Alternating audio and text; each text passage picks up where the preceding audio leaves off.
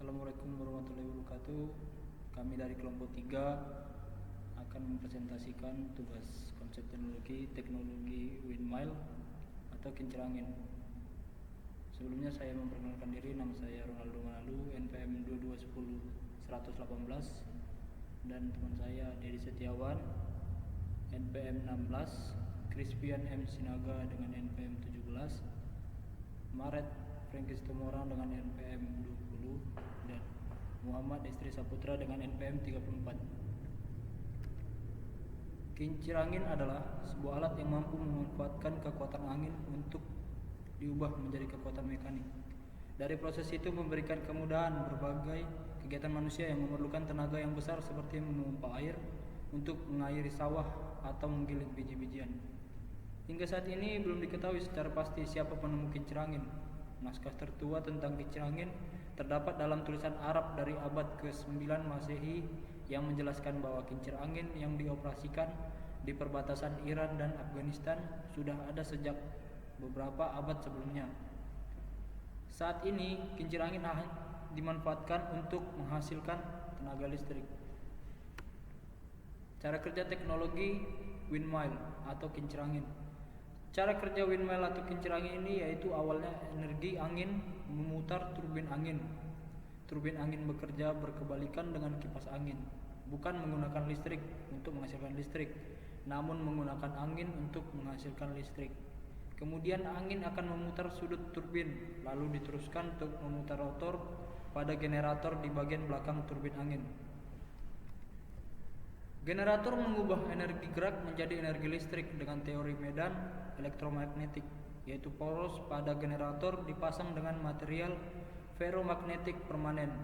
Setelah itu, di sekeliling poros terdapat stator yang bentuk fisiknya adalah kumparan-kumparan kawat yang membentuk loop. Ketika poros generator mulai berputar, maka akan terjadi perubahan flux pada stator ini yang akan dihasilkan tegangan dan arus listrik tertentu.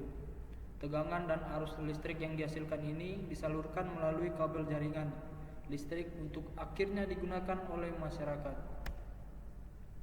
Tegangan dan arus listrik yang dihasilkan ini berupa AC, alternating current, yang memiliki bentuk gelombang kurang lebih sinusoidal. Energi listrik ini biasanya akan disimpan ke dalam baterai sebelum dapat dimanfaatkan. Kemudian, yang pertama ada dampak visual. Penggunaan ladang angin sebagai pembangkit listrik membutuhkan lahan yang luas dan tidak dapat disembunyikan. Yang selanjutnya ada derau suara. Derau frekuensi rendah. Putaran dari sudut-sudut turbin angin dengan frekuensi konstan lebih mengganggu daripada suara angin pada ranting pohon. Selanjutnya ada masalah ekologi. Pengaruh ekologi yang terjadi dari penggunaan pembangkit tenaga angin adalah terhadap populasi burung dan kelawar. Burung dan kelawar dapat terluka atau bahkan mati akibat terbang melewati sudut-sudut yang sedang berputar. Pembangunan pembangkit angin pada lahan yang bertanah kurang bagus juga dapat menyebabkan rusaknya lahan di daerah tersebut. Solusinya, setiap kecanggihan teknologi pasti memiliki dampak negatifnya. Oleh karena itu, sebagai orang yang bergerak di bidang sains dan teknologi haruslah dapat terus mengembangkan teknologi yang lebih ramah lingkungan yang memiliki efek negatif sekecil mungkin. Baik, sekian presentasi tentang teknologi windmill atau kincir angin. Lebih dan kurang kami minta maaf. Sekian, terima kasih. Assalamualaikum warahmatullahi wabarakatuh. Salam sejahtera untuk kita semua. Kami dari kelompok 3 akan mempresentasikan tugas konversi teknologi tentang teknologi mobil listrik. Sebelum saya menjelaskan materi, saya akan memperkenalkan anggota dari kelompok 3. Yang pertama, saya sendiri, Dedi Setiawan, NPM 2210-116. Kemudian ada teman saya, Crispian M. Sinaga, NPM 17. Ronaldo Manalu, NPM 18. Maret F. Situmorang, NPM 20. Muhammad Destri Saputra, NPM 34. Teknologi mobil listrik. Mobil listrik adalah mobil yang digerakkan dengan motor listrik, menggunakan energi listrik yang disimpan dalam baterai atau tempat penyimpanan energi lainnya. Mobil listrik sangat populer pada akhir abad ke-19 dan awal abad ke-20. Akan tetapi, popularitasnya meredup karena teknologi mesin pembakaran dalam semakin maju dan harga kendaraan berbahan bakar bensin yang semakin murah. Krisis energi pada tahun 1970-an dan 1980-an pernah membangkitkan sedikit minat pada mobil-mobil listrik. Tapi baru pada tahun 2000-an, para produsen kendaraan baru menaruh perhatian yang serius pada kendaraan mobil listrik. Mobil listrik dapat bergerak dengan memanfaatkan dorongan motor listrik yang dimilikinya. Keberadaan komponen ini menggantikan mesin pembakaran internal alias Internal Combustion Engine atau ICE yang umumnya ditemukan pada mobil konvensional. Adapun energi yang dibutuhkan oleh motor listrik diambil dari baterai yang lazimnya terletak di bagian bawah mobil. Mayoritas mobil listrik hanya memiliki satu buah motor yang berguna menggerakkan roda belakang atau roda depan. Namun, ada beberapa produk mobil listrik yang juga dilengkapi dua buah motor. Itu artinya mobil akan memiliki kemampuan all-wheel drive atau AWD yang akan sangat terasa manfaatnya untuk melewati medan jalan rusak atau sebatas meningkatkan pengendalian.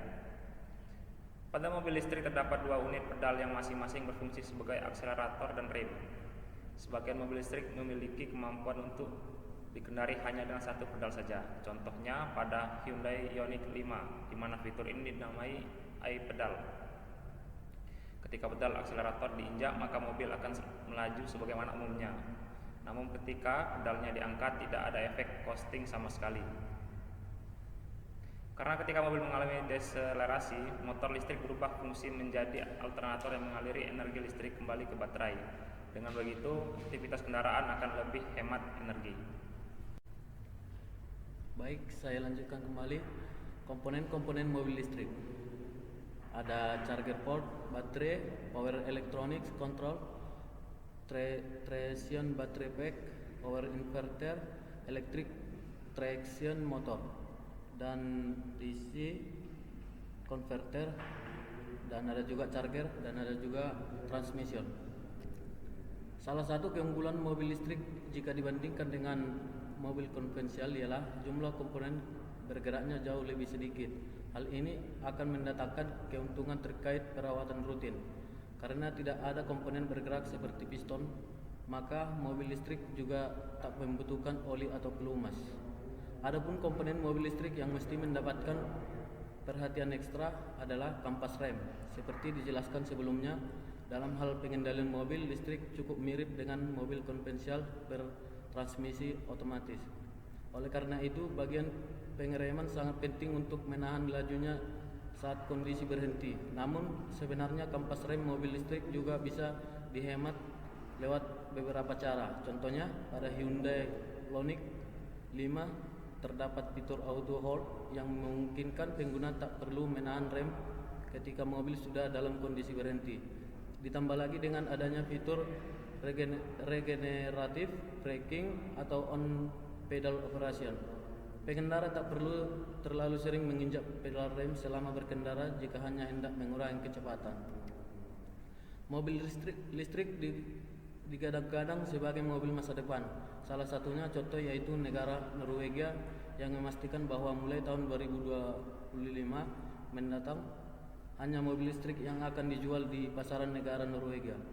Untuk merealisasikan hal ini, pemerintah Norwegia terus membangun stasiun pengisian daya gratis untuk mobil listrik. Selain itu, menawarkan pajak yang menarik serta insentif untuk penggunaan dan penjualan kendaraan listrik. Oke, selanjutnya diterangkan dengan rekan saya. Dampak negatif. 1. Tempat pengecasan baterai untuk mobil listrik masih sedikit. 2. Waktu pengecasan lama. 3. Harga baterai mahal. Solusi. 1. Pemerintah lewat perusahaan listrik negara atau PLN sedang berupaya mendirikan stasiun pengisian kendaraan listrik umum sebanyak-banyaknya. 2. Sementara itu, stasiun pengisian kendaraan listrik umum dengan fasilitas fast chargingnya bisa mengisi daya baterai mobil ini selama 1-2 jam sampai penuh. 3. Walaupun mesti diakui pada saat ini belum banyak ditemui kasus mobil listrik harus diganti baterai karena unit yang beredar pun masih seumuran jagung. Bisa saja di masa depan harga baterainya justru menjadi makin terjangkau. Oke, Demikianlah hasil presentasi kami tentang teknologi mobil listrik. Sekian dan terima kasih.